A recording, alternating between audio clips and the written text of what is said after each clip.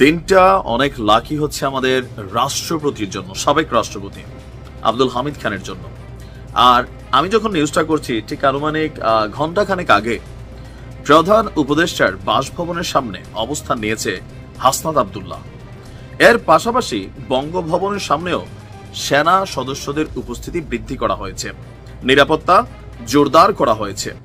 আপনি ইতিমধ্যে জানেন যে সাবেক রাষ্ট্রপতি আব্দুল হামিদ খান তিনি তার ছেলে এবং শ্যালক গতকালকে ভোরবেলায় সম্ভবত বাংলাদেশ ছেড়ে তিনি অন্য কোনো দেশে চলে গিয়েছেন। এখন তাকে নাকি হান্নান মাসুদের পোস্ট বা আরো বিভিন্ন সমন্বয়কদের পোস্ট থেকে আমরা দেখছি যে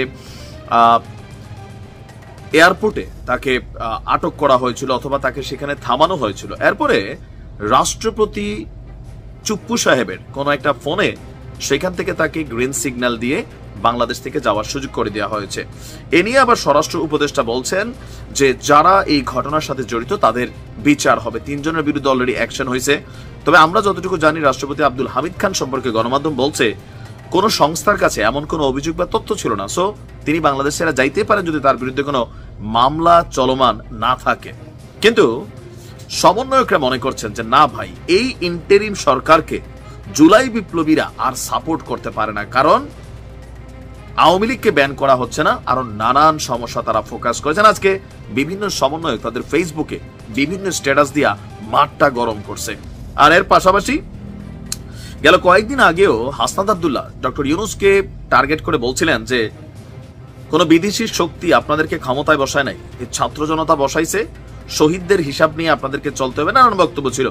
এখন আমরা যতটুকু দেখছি যে এই মুহূর্তে আপনার হাসনাত আব্দুল্লাহর নেতৃত্বে, আমি যখন নিউজটি রেকর্ড করছি কাছাকাছি লেভেলে গণমাধ্যমে ফুটেজ আসা শুরু হয়েছে যে যমুনার সামনে তারা অবস্থান নেবেন এবং বঙ্গভবনেও আমরা দেখছি যে সেখানে নানান ধরনের ক্রিয়া প্রতিক্রিয়া চলছে। তাদের বক্তব্য, হাসনাতের বক্তব্য যে গণহত্যাকারী আওয়ামী লীগের বিচার নিশ্চিত এবং রাজনৈতিক কার্যক্রম নিষিদ্ধের সুস্পষ্ট রোডম্যাপ না হওয়া পর্যন্ত আজ রাত 10টা থেকে প্রধান উপদেষ্টার বাসভবন যমুনার সামনে অবস্থান কর্মসূচি চলবে, যার এজেন্ডায় গণহত্যাকারী আওয়ামী লীগকে নিষিদ্ধের সুস্পষ্ট বয়ান নাই, তার সঙ্গে আমরা নাই। এর আগেও 7ই মে রাত 3টা 5 মিনিটে থাই এয়ারওয়েজের একটি ফ্লাইটে সাবেক রাষ্ট্রপতি আব্দুল হামিদের দেশ ত্যাগের ইস্যুতে মাঠে নতুন করে আবার এই আওয়ামী লীগ নিষিদ্ধের কর্মসূচিকে বাস্তবায়ন করার জন্য নানাবিধ প্রক্রিয়া তারা চালু করবে বা সরকারের উপর চাপ প্রয়োগ করবে।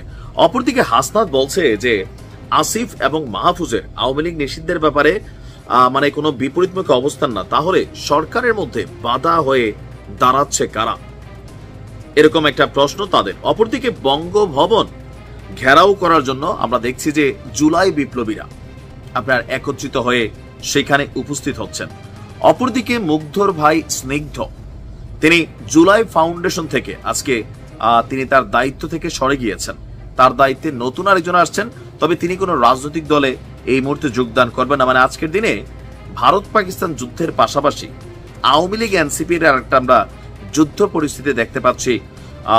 এটার রেজাল্ট কি হবে বা হাসনাত আব্দুল্লাহরা সেখানে রাতের বেলা কারা কারা যাবেন, কতক্ষণ অবস্থান করবেন, বঙ্গভবনেও কি হবে, সরকার কতটুকু ক্যাপাবল আছে যে এইরকম যে কোনো দাবির সামনে মাথা নোয়াই ফেলবে, নাকি আসলে সরকার সরকারের গতিতে চলবে, এখানে নানান প্রশ্ন সামনে তৈরি হয়েছে।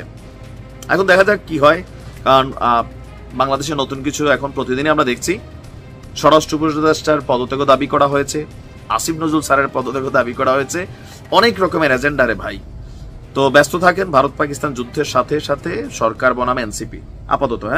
ভালো থাকুন।